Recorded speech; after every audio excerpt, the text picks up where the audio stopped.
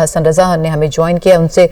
बात कर लेते हैं। हसन, अभी मुज़ाकरात चल रहे हैं आईजी पंजाब और उनके साथ जो टीम मौजूद है उनके साथ, क्या मुतालिबात यहाँ पे इंतजामिया और सहाफ़ी बरादरी की जानिब से रखे गए और क्या कंसिडर करेंगे वो जो मुतालिबात हैं इस अजाले से मुतालिक? देखिए, सहाफ़ी बरादरी की तरफ से तो बिल्कुल वाज़ेह तौर पे कहा गया कि आज़ादी सहाफ़त पर हमला है और सहाफ़ियों पर तशद्दुद करना बिल्कुल इसकी इजाज़त नहीं दे सकते।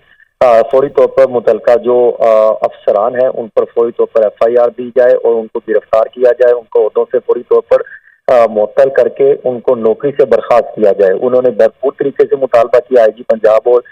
CCP लाहौर जब यहाँ पर मौजूद थे, और उसके साथ साथ यहाँ पर भी बातचीत चल रही है। और जो DVR थी, बड़ी अफसोसनाक बात यह है कि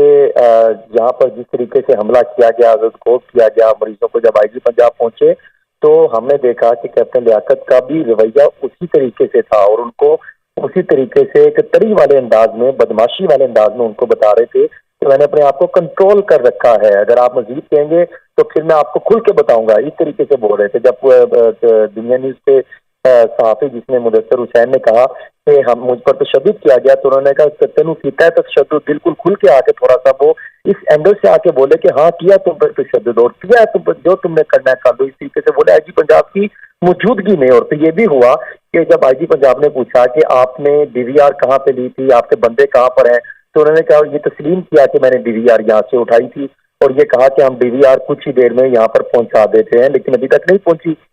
और फिर हमने ये भी देखा कि कुछ ही देर बाद जब ये सारी सिचुएशन बनी तो थोड़ी देर बाद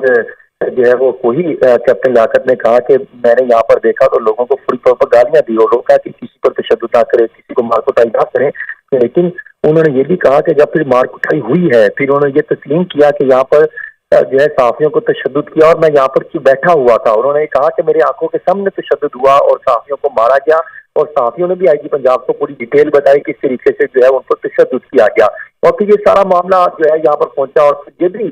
DIG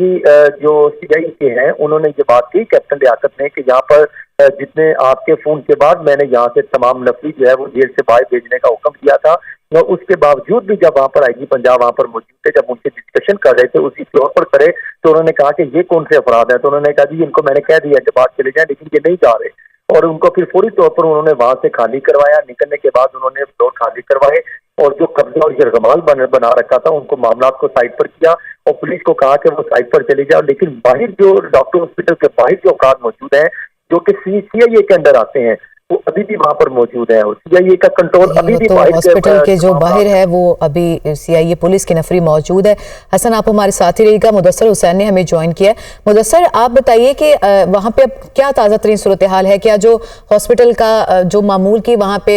इलाज मुआवजे का जो कार्रवाइयाँ थी वो डॉक्टर्स की जानिब से उसका आगाज़ कर दिया गया? क्योंकि पहले तो डॉक्टर्स और अमले को यरगमाल बनाने की इतला सामने आ रही थी, और दूसरा ये कि जो पुलिस CIA मौजूद थी हॉस्पिटल के अंदर वहाँ से वापस जा चुकी है। तीसरा, मुज़ाकरात के हवाले से भी अपडेट कीजिए कि कहां तक मामला पहुंचा। आईजी पंजाब के पहुंचने के बाद जैसे ही डॉक्टर्स ने आगाह किया कि यहाँ पर CI ने ये रुमाल बनाया हुआ है, तो इसके बाद ठीक नफरी जो थी वो अस्पताल से बाहर तो चली गई है, लेकिन अस्पताल के बाहर जो है CI की गाड़ियां मौजूद हैं